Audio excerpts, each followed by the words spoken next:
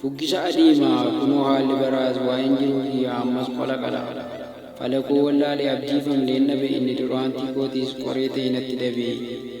Caba lafee kootiin mogoleen na laanfee muka qabataan nabe bitintiruutti hin ka'e. Darbaan yaada qalbii koo qaarisee madaa nafa kootii ittumaayyuu dhisee. Yoon ciise na gubaa nagaaf tasgabbiin qabu yoon fiige nan kufaa namni koo madaan dhabu. Akkamiinan obsaa madaa keessoon qabaaf gudduu gubbaan hin gubaa ibidda baadda. Qulqullinaan kuukuu dirmamuu keessootii dhiiteen buruquu dhibeen keessa kootii. Of ta'uuf yaalii godhee innis tooran harkaa dhabee galma ga'uuf mala qabee boquufa mileen na cabe. Har'a ga'uun abdiin qabaaf abdiin eegee tabba ba'ee burqaan kun barii burqaaf caree dhiisee jiru ta'e. Haala baraa laalee yaadota koo tumsee waamee qaydaalee hundumtuu na buuse. Miira shanii na dhaanee gammadee tumee sirbaa yeroo koo lakkaa'ee hunduu natti kolfa. Haalaaf akkaataan jiru na harkatti wal badii baraafa guufaa deemaa boqodhee gajjide. Qalbii koo na yaataa dhukkubbiin keessoo kootii birqabee na yaabaa hundumtuu rakkoo kooti. Haafaaf falfaan guutee irri lafaa kuni harraabna ni raaraa nafan maddu yarabbi. Bogoleen dur jabaatu kunoo har'a laafee amilee tokkon nabee gubaan yaadaan attammaate.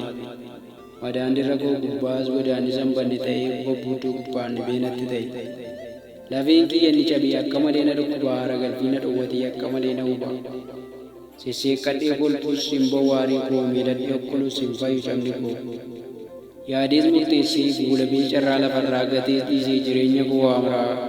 Xaxaaf waraansaa gufuumamaa eedhaan fayyine baadheen kolfa.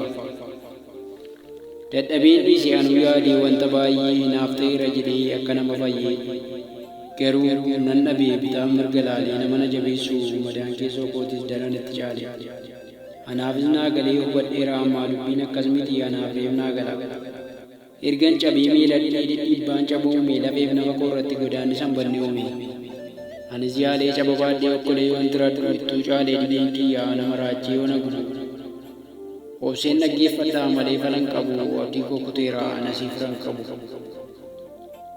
Hiddi kiyya citee erga dhiiga tufee kan boo'inaaf gaddu diina ta'e natti dhufee anoo gubadhee rakkinni na dhaane ilmi namaa dungoodha dungoon naame taane. Kanaafan obseenis yaada koo sassaabbadhee umuriin jiraadhu dacheerraa yaadadhee. Hiddi mukaa hoobiidhaa hundee jabaa boriitii abdii dhugaa rabbiidhaa dursi dhufaa yoomiiti. Anis ol kaadhee gad kaadhee siidaa seenaaf seetaa keessa yaadannoo kaadhee.